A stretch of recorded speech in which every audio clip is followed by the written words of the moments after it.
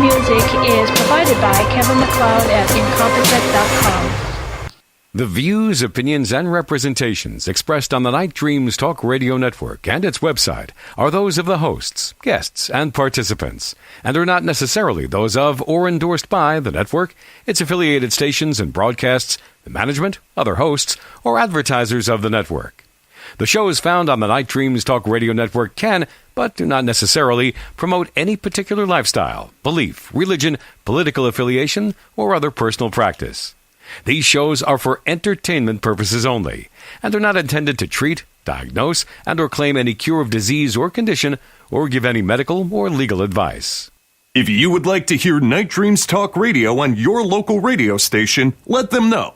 Tell them to check out www.nightdreamstalkradio.com, and thank you. You can advertise your business on Night Dreams Talk Radio, and you will be heard worldwide. Why not contact us at nightdreamstalkradio@gmail.com. Get ready for fun in the paranormal with your host, Richard Spaoff, on Night Dreams Talk Radio. I love that little talk there. This is Richard Spaoff. I'd like to thank everybody for being here tonight. I also like to thank God for his grace, and may it shine brightly within your heart each and every day, everyone. Start off with to tell you a little bit about myself. I'm sure you know a little bit about me right now. It's been my third week here at Night Dreams Talk Radio. I like to send my love out to Gary Anderson. He's going through a hard night tonight. His animal best friends. They're part of our family when we have somebody sick, no matter if they're a dog or a cat, whatever, but they're part of us. And when somebody is dying, it's not an easy thing to go through. So if everybody could pray for Gary, that would be much appreciated. I am a psychic medium and a stand-up comedian, and I'm also a spiritual counselor. I'm sure you heard this before. I used to teach dance to the mafia's wives. I've done a lot in my life. I got a little bit of a comedy bit that I like to share with you before I introduce my guests. Okay, first of all, as you know, my name is Richard Spaoff. And with the last name like Spaoff, I always attracted new friends, especially in school. Classmates of all ages would come just to beat me up. Let's go beat up on the spaz would be the school motto. On rainy days, gym teachers would use me as a punching bag. But would you believe I got extra credit?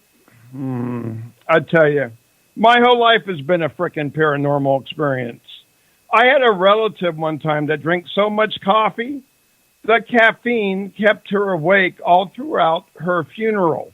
I don't know, I'll tell you. I mean, I tried taking up spirit photography, but it just doesn't work well with the lens cap on. I tried going ghost hunting before, but it doesn't work good with the lens with your eyes closed. I don't know, folks. I'm trying. It's been one of those nights. You know, I also had some near-death experiences, but most of them I just get a headache from them. I'll tell you, I remember one time I dated this one girl, and she supposedly poisoned her husband. That's really not a good thing. But I did get this information about her while her dad was relaxing on the couch during his last breath. I tell you, but my current girlfriend, I love her very much. But the first time I met her, and that was 13 years ago, she used to spy on me a lot. I just told her the other day, don't you trust me? I mean, we've known each other for 13 years. I mean, by now you should be able to trust me. I tell you, I had it. I mean, I don't know how she would expect me to pay off all those detectives that she hired. I don't know. My whole life's been a frickin' paranormal experience, folks.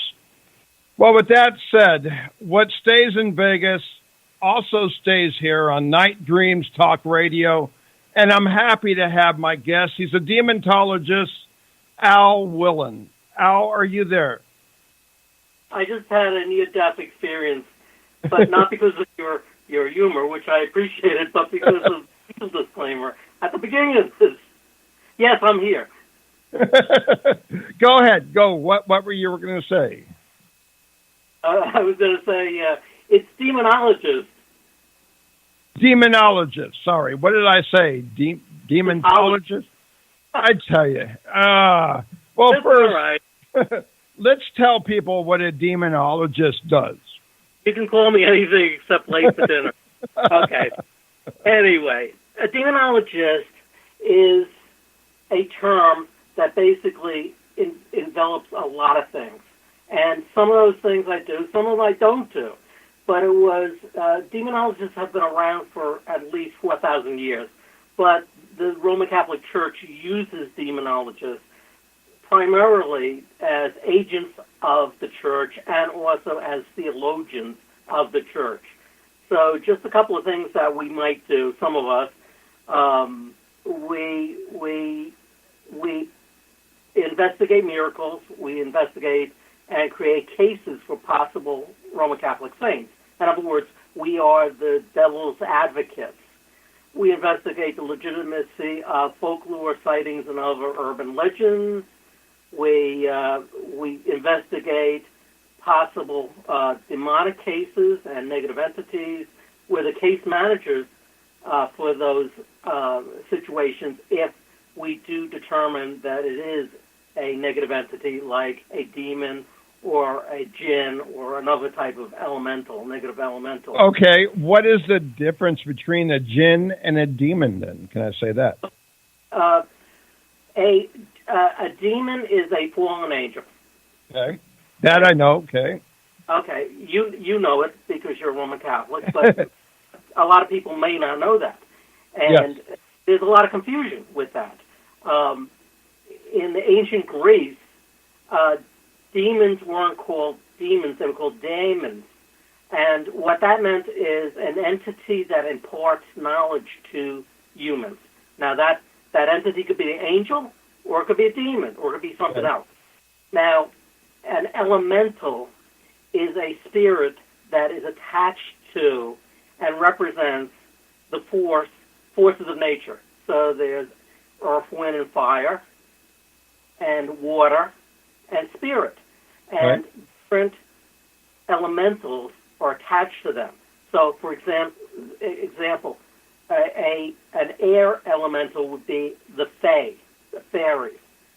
A fire elemental would be the jinn, because a jinn is born of smokeless fire, radiation. Mm-hmm. Now, jinns can be good jinns and bad jinns.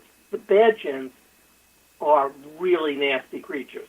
They're not immortal like angels. They don't have the power of fallen angels, but they are, compared to humans, they are unstoppable type, raging, unstoppable machines.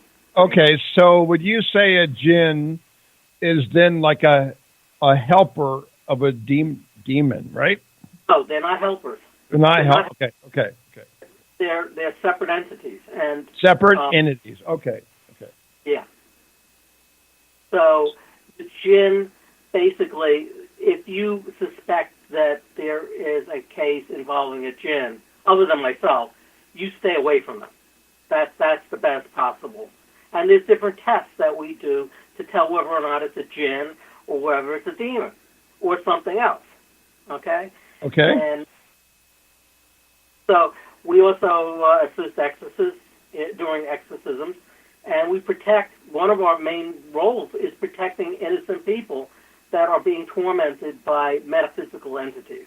So we will actually, we're like the Secret Service, just as the Secret Service protects the president and members of Congress, we protect innocent people from being harmed when they're tortured.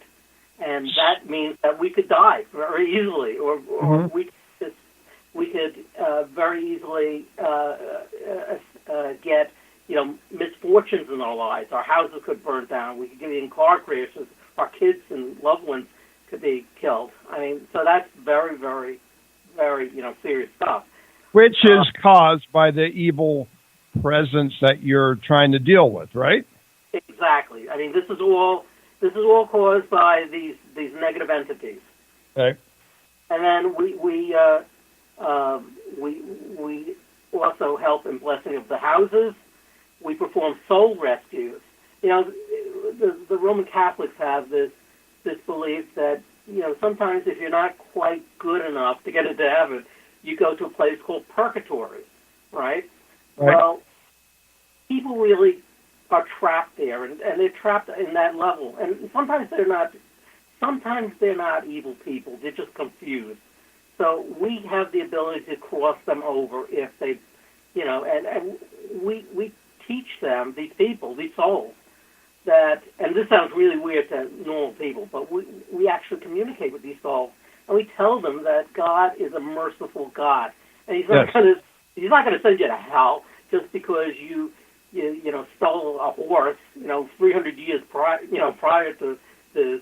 You have suffered enough. We're going to let you go into the light. We're going to help you cross over. And Can I give you my vision of what purgatory is? Yeah, sure.